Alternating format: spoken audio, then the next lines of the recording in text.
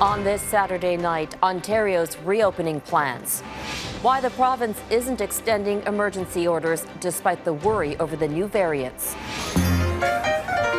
Plus, the new way Ontario is attempting to reach the masses to stop potential super spreader events. The new threat in Northern Ireland that's undermining 2 decades of peace.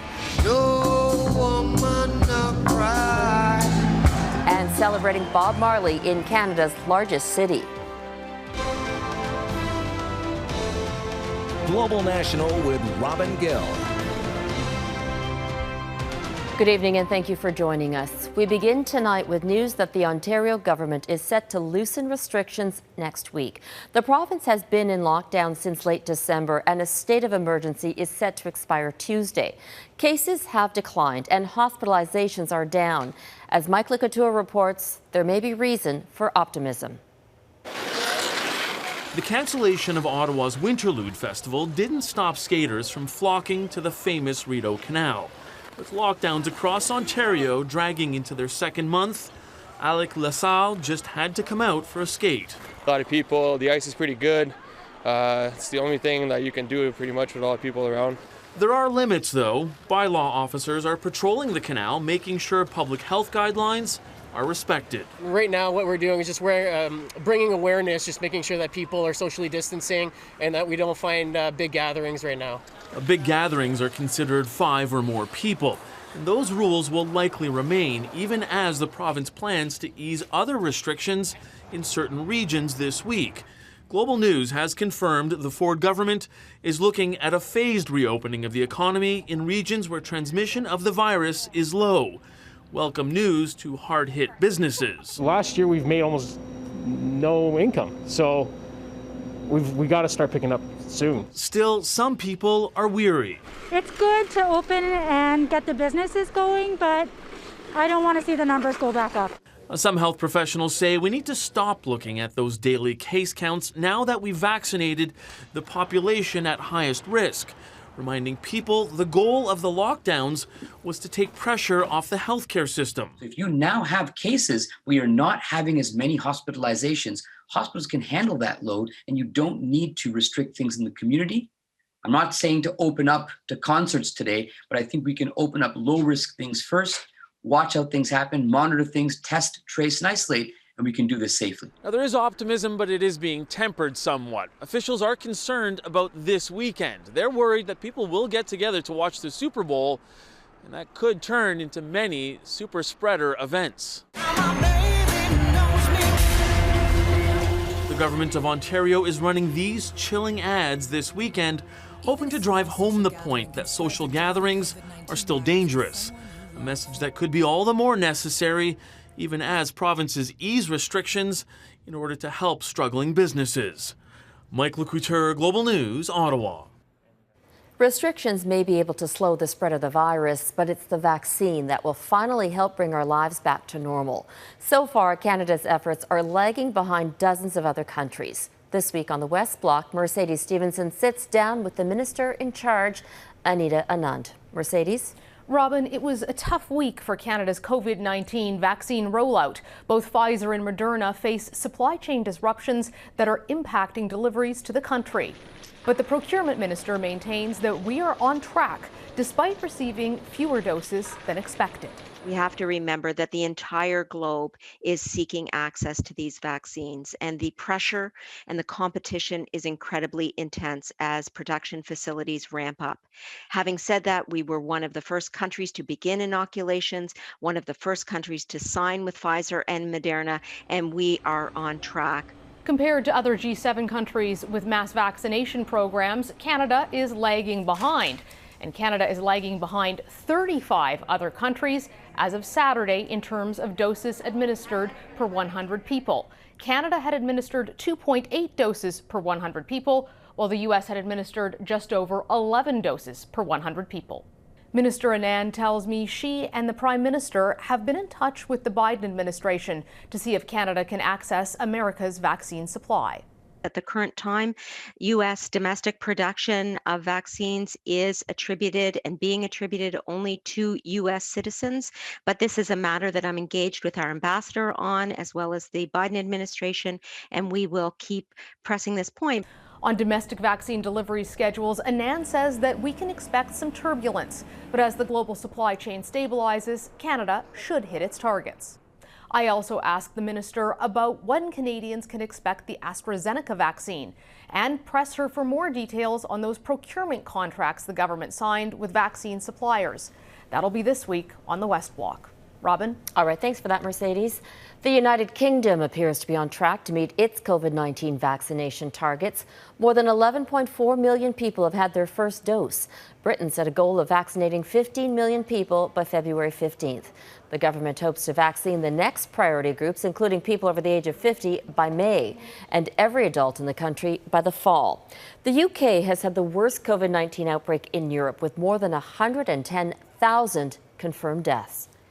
In the U.S., health officials are urging Americans not to attend Super Bowl parties this weekend.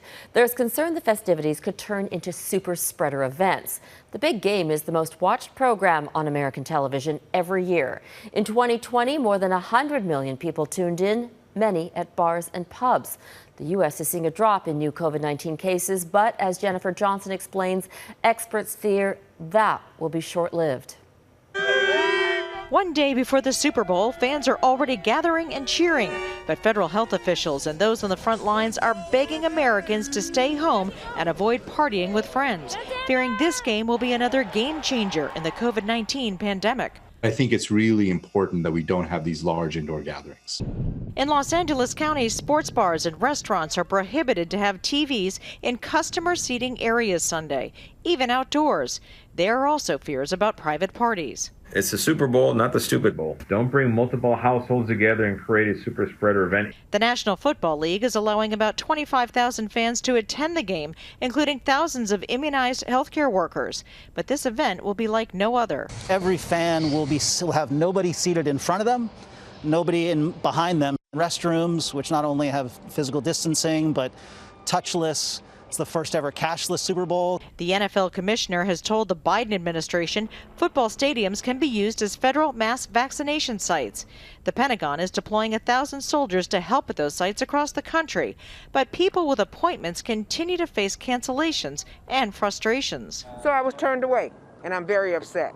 There's a bunch of people up there with me having the same issues. The push to vaccinate comes as new variants are spreading fast.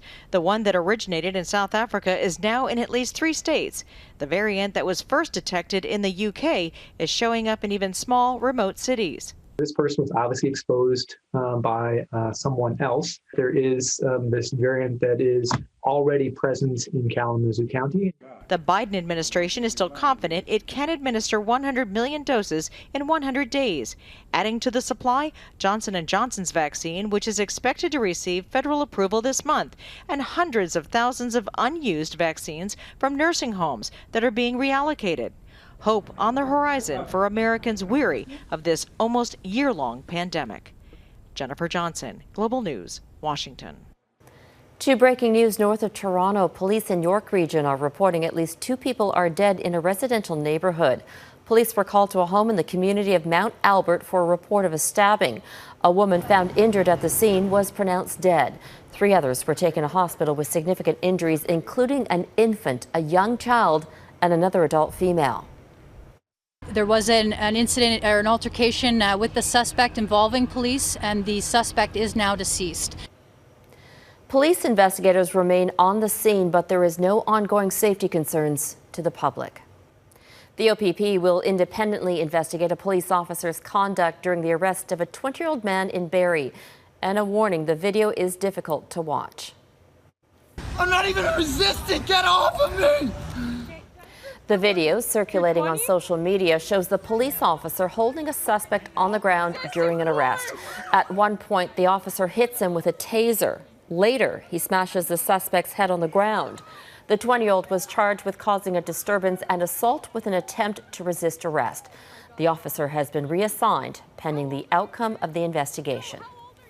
The arrest of a black man in Montreal this week is shining a spotlight on the city's police department. Mamadi Farah Kamara was held in jail for 6 nights before all charges were dropped. Montreal's mayor says any independent investigation looking into what happened should examine whether racial profiling played a part. Amanda Jelowicki reports. Mamadi Farah Kamara's family greeted his release from prison this week with hugs and cheers. The PhD student and recent immigrant with no criminal history walked out of court into a city angry he was put in prison in the first place. The fact that an innocent man was put into jail for no reason, and I'm sorry for what he had to go through. Police arrested Kamara on January 28th.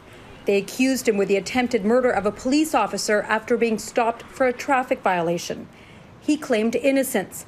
After spending 6 nights in jail, prosecutors abruptly dropped all charges against him.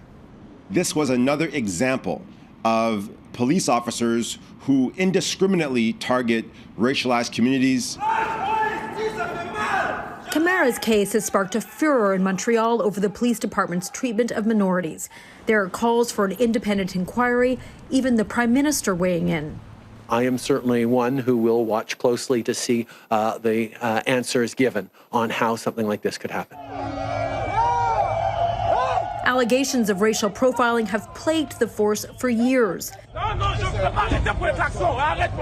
A damning 2019 report indicated police were far more likely to stop minorities than white people. After pressure, police finally admitted a problem exists. There is systemic racism, and it's not only in the police force. Last year, Montreal police issued new guidelines to help end racial discrimination. Minority groups believe it's all talk. People don't see change. All people see is every week, every month, there's a black person being mistreated and, being a victim of some sort of miscarriage of justice. Some say it's time Montreal police wear body cameras. It's about time we proceed with that, and we should stop dithering. Advocates say a real deterrent to police racial profiling is jail time for officers found guilty of profiling and brutality. There needs to be a deterrence mechanism through the form of sanctions, of penalties, of possibly criminal records. As for Montreal police, they face added criticism for refusing to apologize to Kamara. They say they're waiting for more evidence before they do. Amanda Jelowicki, Global News, Montreal. Nova Scotia's Liberal Party has chosen former Forestry Minister Ian Rankin as its new leader and the province's next premier. In August, outgoing Premier Stephen McNeil revealed he would not run in the next election and would step aside once the party picked a new leader. His retirement brings his 17-year career in politics to an end. Coming up, concerns about the peace process in Northern Ireland.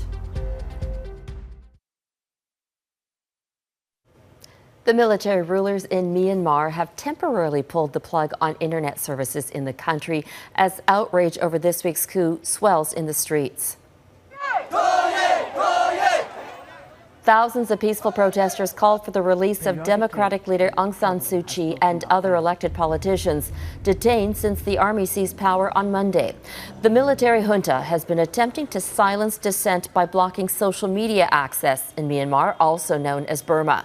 The internet blackout was imposed to prevent the use of secure networks. Human rights groups like Amnesty International say it is a reckless and heinous move in a time of political turmoil and a pandemic. Cracks are already appearing in the trade deal that finalized Brexit. It's been over a month since the UK left behind EU rules and regulations. But in Northern Ireland, tensions over checks on products transported from Britain have led to safety concerns for port workers and politicians. As Redmond Shannon reports, there are fears this situation could destabilize the peace process in the region. The reality of Brexit is hitting home for Northern Ireland's pro-British unionists. Well, I speak for all of my constituents today when I tell you that the protocol has betrayed us and has made us feel like foreigners in our own country. Checks on goods travelling to Northern Ireland from the rest of the UK have enraged those who see it as an affront to their identity. Anonymous threats have been made against politicians and allegedly against staff at the seaports. We condemn very strongly any threat of violence against port officials or anybody else. For safety reasons, port workers were removed from their posts for a number of days, temporarily leaving the trade border wide open.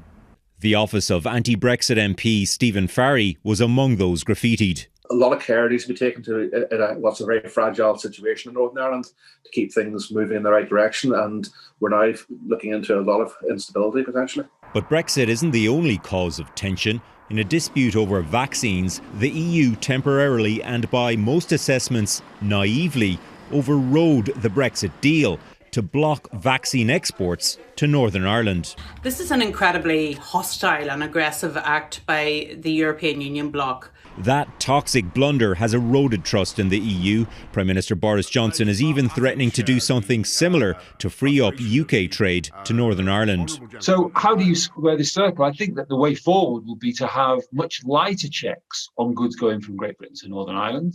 The European Union will have to take a few risks, I think, in terms of the integrity of its single market. The UK is requesting that the current grace period for certain border checks be extended for 2 more years. In the interim, the search would continue for that elusive, permanent solution. Redmond Shannon, Global News, London. Still ahead, the displays of resilience at Canadian museums struggling in the pandemic.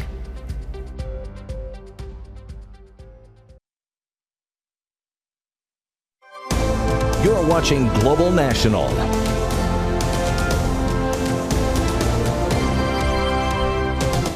The pandemic has hurt many businesses, including museums. Hundreds of cultural institutions across the country rely on revenue from admissions and volunteers to survive. But for many, those things just aren't possible right now. David Aiken has a look at how some Canadian museums are responding to these challenging times. The Africville Museum honors and celebrates the once thriving and resilient community for which it's named. In the 1960s, Halifax City Council forcibly removed its black residents and razed their homes. It would take 40 years for an apology to come in 2010, and the museum was built a short time later, modeled after the Baptist church that was once the hub of Africville's residents. It was a cultural hub for the African Nova Scotian community, especially people of Africville. But today, as a museum, it serves to welcome people into this space and see why this space was so important to people of Africville. But this museum, like so many others across the country, has been shut to visitors since last spring. But rather than wait for visitors to return, museums are reaching out in new ways. For the Africville Museum, it was a cookbook project, a collection of recipes contributed by former Africville residents. People from all over the city and the country are buying copies. What is the thing that often brings us together? Food. It was such a great challenge. At the museum in Swift Current, staff responded to the pandemic by mounting an exhibition, with the public's help, to document how those in southwest Saskatchewan lived through the first lockdown. This exhibition is called Pandemic Pastimes. Photos and stories about what life was like last spring. The closing of the skate park, the closing of the playgrounds. And all these artifacts will be archived by the museum for future researchers. So 100 years from now, people are going to be able to actually do an exhibition and have local information. In West Kelowna, the West Bank First Nation had just moved its museum to this mall when the pandemic hit. Its doors shut, Cora Lee Miller started reaching a new audience with a series of popular, upbeat videos from inside the museum. There's too much doom and gloom on the news already. At least with this, we can get people to forget about their problems, at least just for a little bit. Now, all 3 of those museums were among 1,200 institutions right across the country that received emergency federal funding, $20,000 here, $40,000 there, all of it to keep their essential programming going. Museum advocates, though, say more will be needed if museums have to stay closed for a second summer in a row. Robin? David Aiken in Ottawa. Thanks, David. And David will have more on how Canada's small museums are documenting the pandemic for generations to come. That's tonight on The New Reality with Donna Friesen, right here on Global. Up next, one Canadian city is giving the late Bob Marley a lot of love.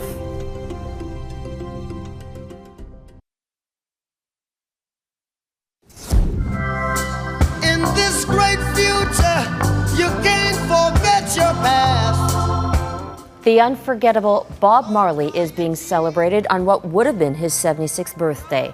It's been almost 30 years since the reggae legend died of cancer.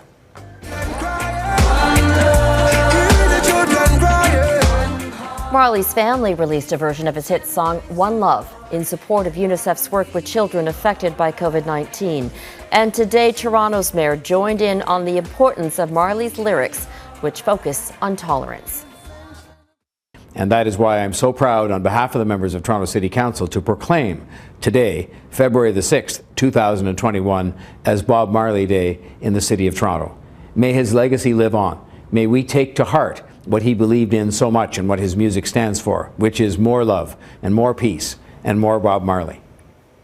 The mayor adds, through the power of his songs, Bob Marley became one of the greatest ambassadors of peace around the world.